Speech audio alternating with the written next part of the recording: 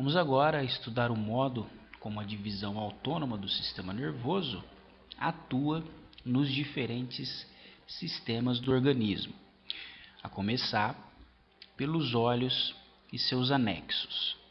Bom, a regulação do diâmetro da pupila é essencial para o ajuste da imagem na retina.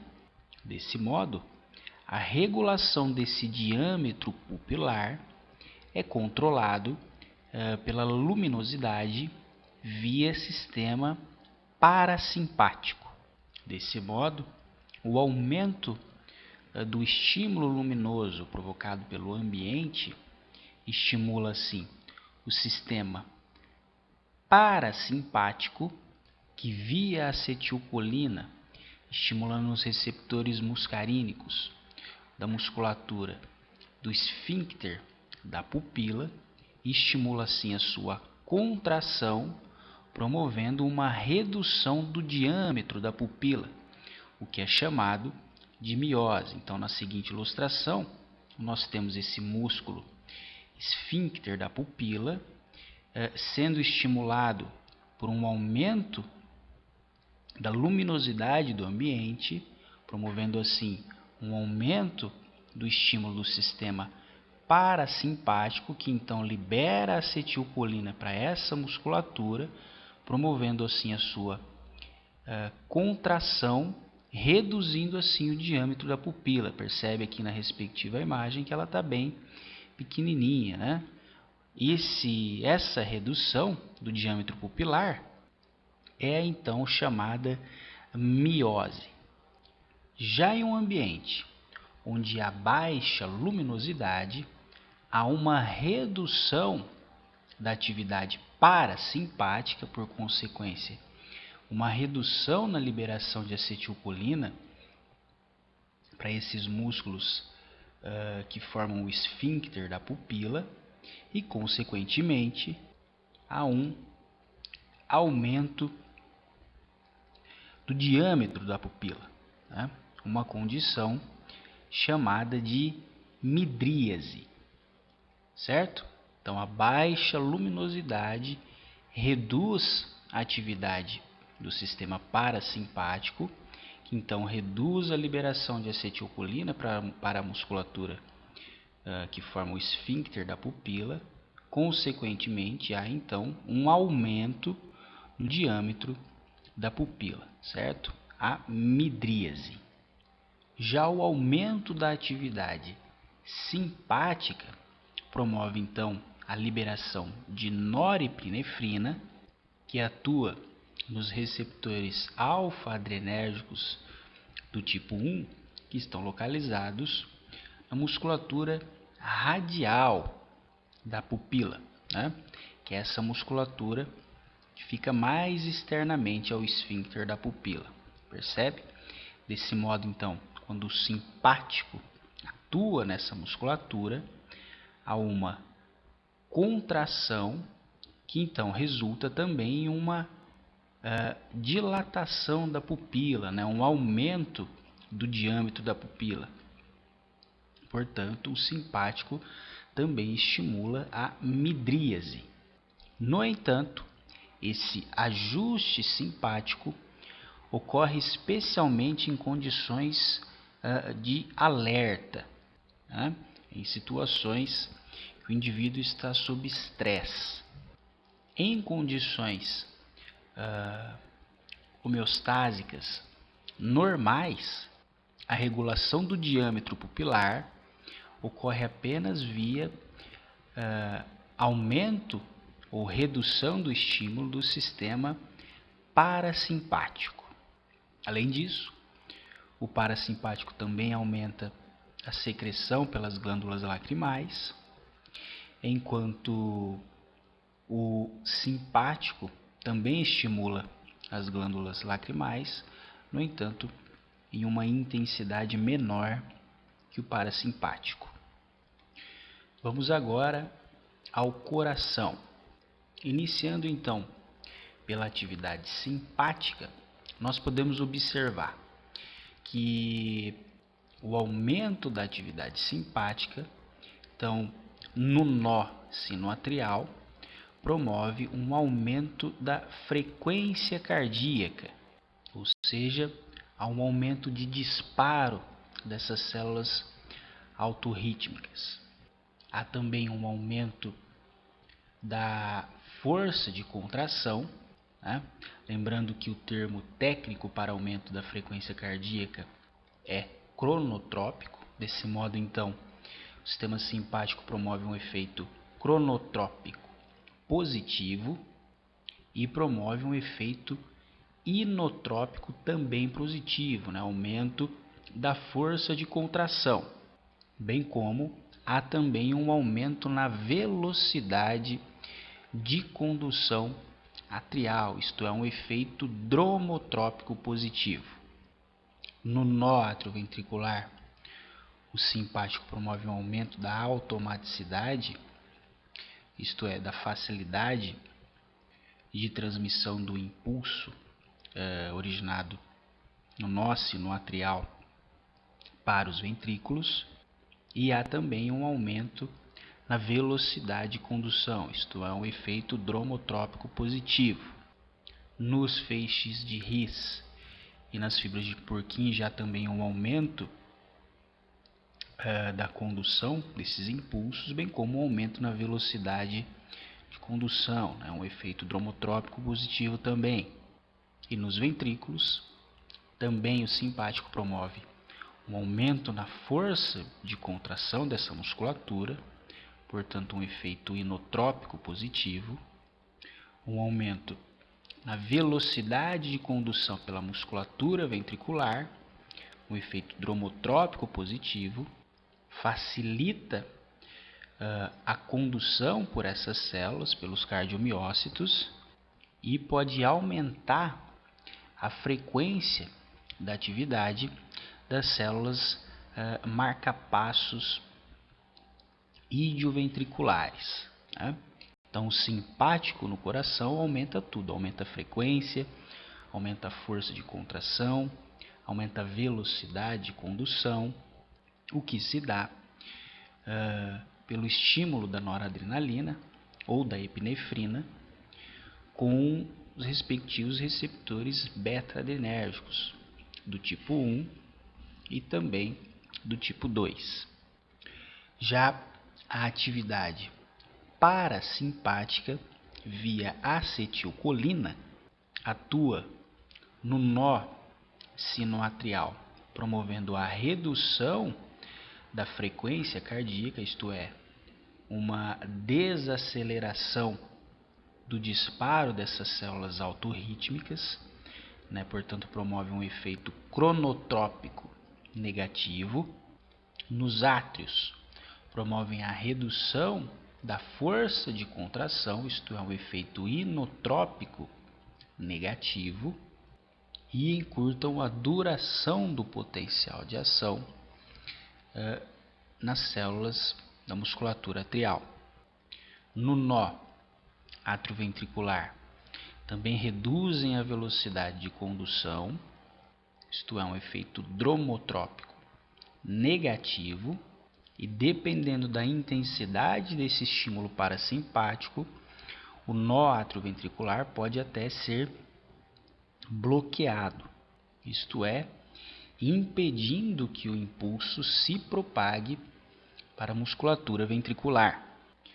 Nos feixes de His e nas fibras de Purkinje possuem pouco efeito, e na musculatura ventricular promovem uma redução na força de contração, isto é, um efeito inotrópico negativo, certo? Então, parasimpático é totalmente o oposto do simpático, né? Então, reduz frequência cardíaca, podendo até levar a uma parada cardíaca, dependendo da intensidade do estímulo, reduzem a força de contração, bem como a velocidade de condução, tanto pela musculatura atrial quanto ventricular.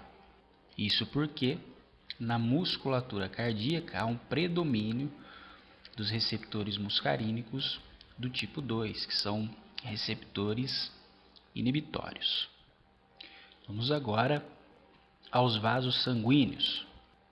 Então, nas artérias coronárias, o estímulo simpático pode promover tanto uma constrição quanto uma dilatação. Isso vai depender, claro, de qual receptor está sendo estimulado.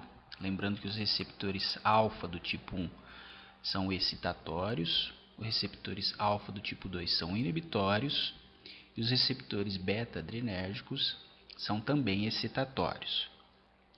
Nos vasos da pele e da mucosa, eles podem promover a vasoconstrição ou também a vasodilatação, né? Isso vai depender dos receptores que estão sendo estimulados e do predomínio desses receptores. Na musculatura esquelética, nos vasos da musculatura esquelética, eles também podem promover ou a constrição ou a dilatação, né? No entanto, durante o exercício físico é observado a vasodilatação, uma vez que os músculos precisam de uma maior perfusão sanguínea para realizar as suas atividades, uma vez que a sua demanda metabólica está aumentada. No cérebro, geralmente há uma vasoconstrição. No entanto, essa vasoconstrição apresenta-se de forma leve. Nos pulmões pode haver também a vasoconstrição, bem como a vasodilatação. Nos vasos viscerais podem provocar a constrição e também a vasodilatação. O mais comum é durante a atividade física a promoção da vasoconstrição, o que melhora a perfusão para a musculatura esquelética. Nas glândulas salivares há uma vasoconstrição, né, o que ajuda a dar aquela sensação de boca seca no momento que a gente está um pouco mais ansioso, né, como na apresentação ao público. Nos rins também podem promover a vasoconstrição, bem como a vasodilatação, né? Isso vai depender de quais receptores estão sendo predominantemente estimulados.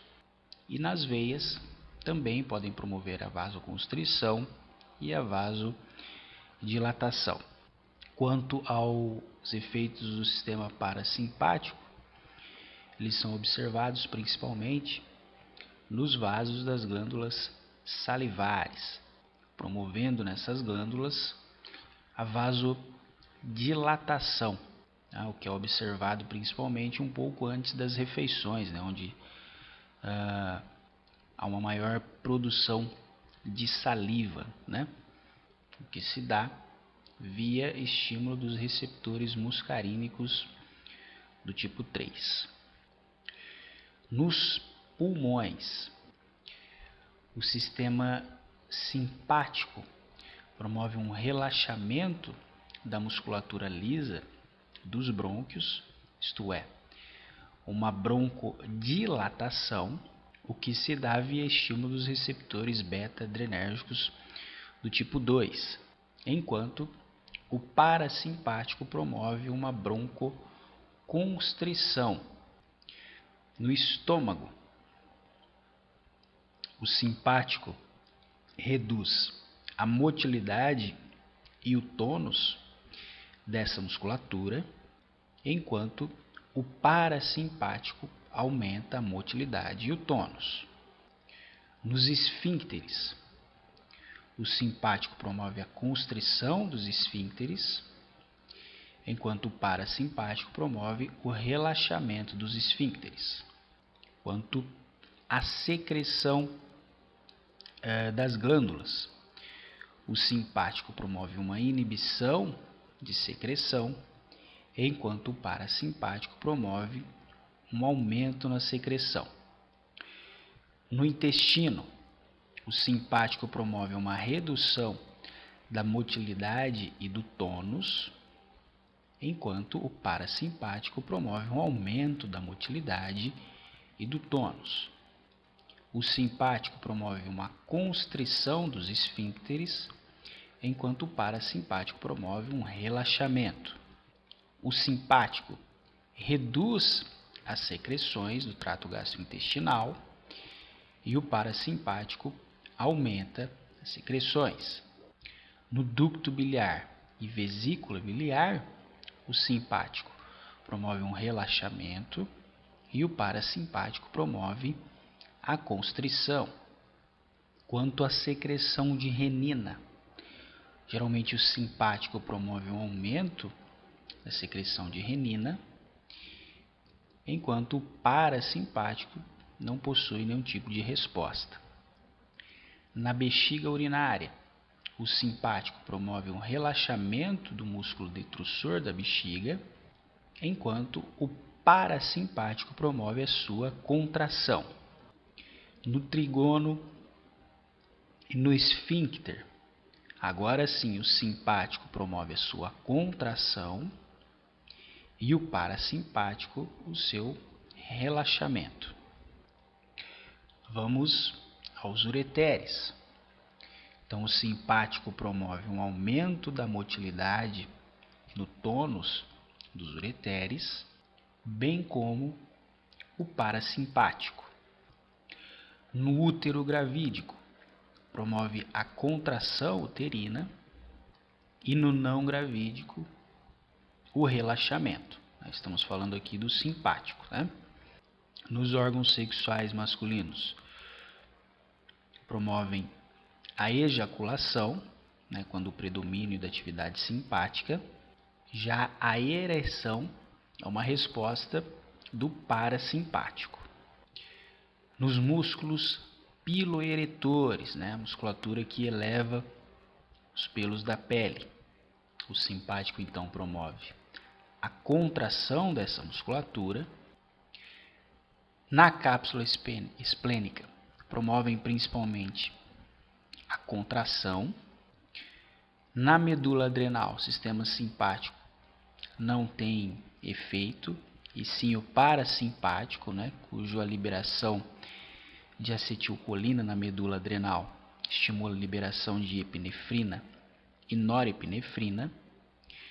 E na musculatura esquelética, estimula o aumento da contração, aumento da força de contração, a glicogenólise, bem como a captação de potássio. E no fígado, o simpático estimula a glicogenólise e a gliconeogênese. No pâncreas, nas células acinares, reduzem a secreção, né, quando estamos falando da atividade simpática. Reduzem também a secreção pelas células beta-pancreáticas, isto é, secreção de insulina. Isso quando o estímulo é realizado nos receptores alfa-adrenérgicos do tipo 2, e há um aumento na secreção de insulina quando o estímulo ocorre via receptores beta-adrenérgicos do tipo 2. Mas o principal efeito para a secreção da glândula pancreática é realizado pelo parasimpático. Nos adipócitos, o simpático estimula a lipólise, bem como aumenta a termogênese, isto é, a produção de calor, né? O que se dá via receptores alfa-1, beta-1, beta-2 e beta-3. Quando o estímulo é realizado nos receptores alfa-adrenérgicos do tipo 2, há então uma inibição da lipólise. Nas glândulas salivares, o simpático estimula o aumento da secreção de potássio e de água. Na glândula pineal, estimula a síntese de melatonina. Na neurohipófise, estimula a liberação do hormônio antidiurético.